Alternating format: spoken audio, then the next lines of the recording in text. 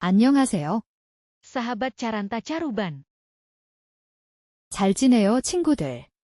Sebelum ke materi selanjutnya, pastikan like, komen, share dan subscribe jika video ini bermanfaat. Eits, tunggu dulu. Pastikan follow juga akun media sosial kami. Materi pembahasan hari ini, buku panduan dasar bab 1, huruf kansanan, jaim, part 2. Melanjutkan di huruf konsonan yang kedua. Ini tadi satu ya. Melanjutkan huruf konsonan yang kedua. Konsonan rangkap.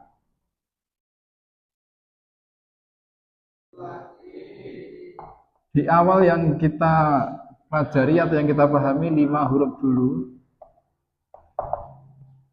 Itu menegaskan ya, kalau tadi ada GK, ada DT, ada BP, ada ST, kemudian ada JC, J atau juga C di sini ya, kemudian di akhir T.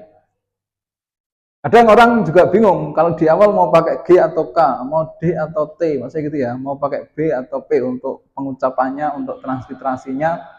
Terus kalau misalnya di akhir T ini butuh huruf S, gimana caranya, maksudnya gitu ya. Nah, ini ditegaskan di huruf konsonan rangkap.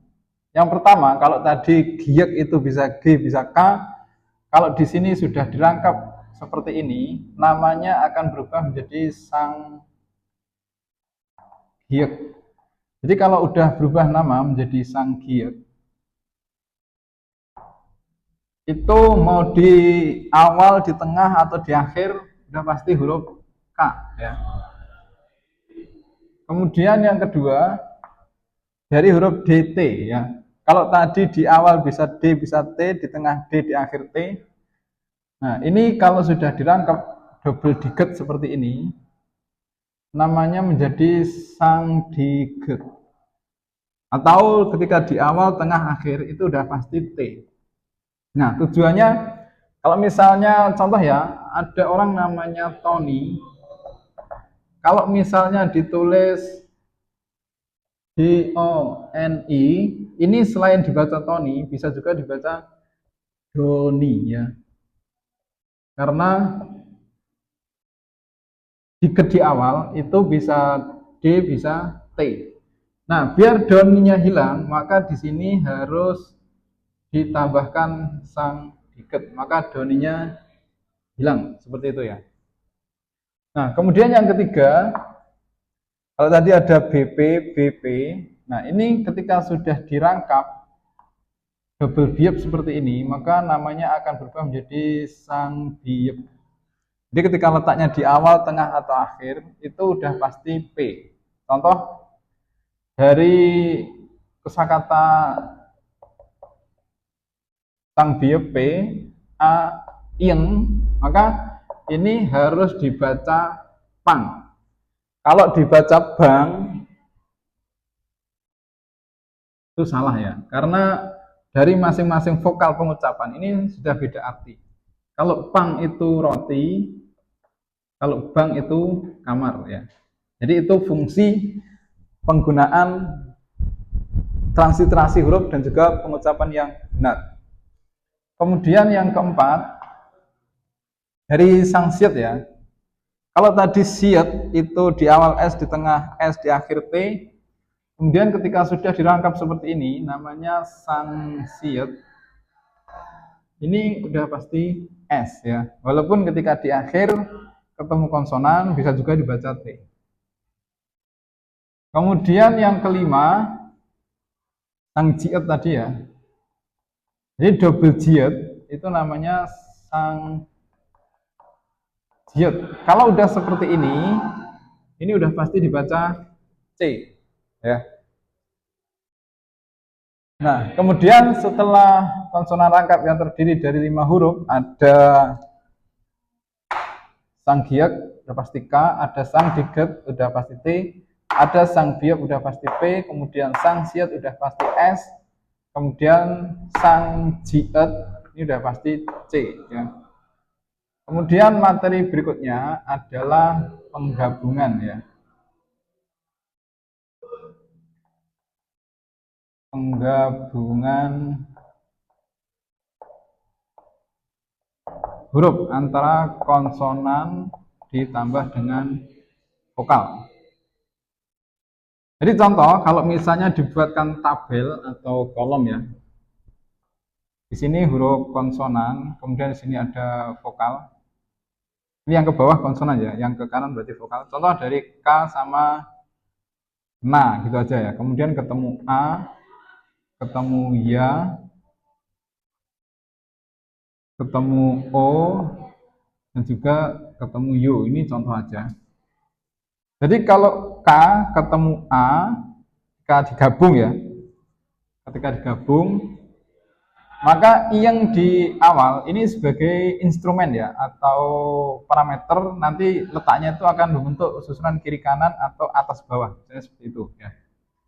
Nah, ini nanti akan kita ulas, akan kita review kembali di materi berikutnya ya, untuk yang bagian C, sistematika penyusunan huruf.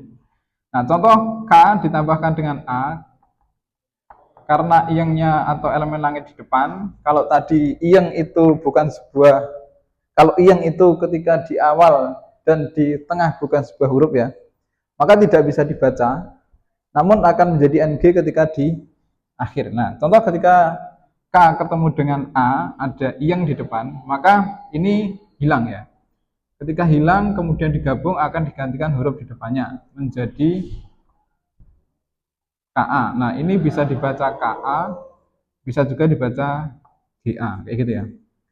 Nah, kemudian contoh lagi, N ditambah dengan A. Yang-nya tadi hilang ya, kemudian digantikan huruf di depannya. Ketika digabung, maka akan menjadi NA.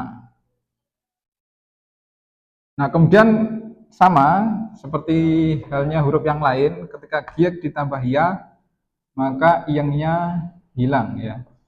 Ketika digabung, maka akan membentuk susunan KYA atau ya. Kemudian N ketemu ya atau digabung dengan ya, sama ya, yang-nya di awal hilang.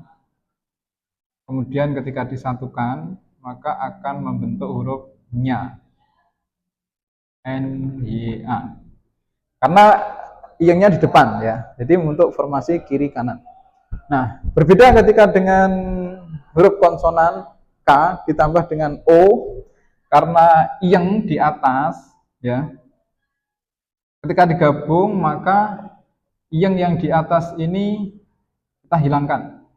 Kemudian ketika disatukan maka akan membentuk susunan atas bawah. Nah, ini bisa dibaca GO ya, atau KO juga boleh. Terus sama seperti halnya giek, N juga sama. Nien ketika digabung dengan O, iyangnya hilang ya.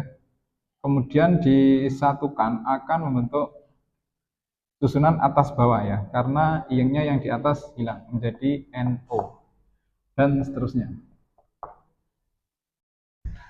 Jadi untuk penggabungan antara huruf konsonan plus vokal itu perhatikan untuk letak yang ya, apakah di depan atau di atas. Kalau posisinya di depan berarti akan membentuk formasi kiri kanan. Kalau di atas berarti akan membentuk formasi atas bawah, seperti itu ya. Nah, kemudian untuk review penjelasan di sistematika penyusunan huruf untuk materi di bab 1 bagian C nanti di video berikutnya ya. Jangan lupa untuk terus ikuti penjelasan di akun YouTube kami. Jangan lupa untuk subscribe, seperti itu ya. Terima kasih. Untuk materi hari ini cukup sampai di sini dulu. Ikuti di video selanjutnya untuk materi berikutnya. Pastikan disalin ke buku catatan biar mudah untuk direview kembali dalam membuat latihan kalimat sendiri. Semoga sukses. 안녕히 계세요.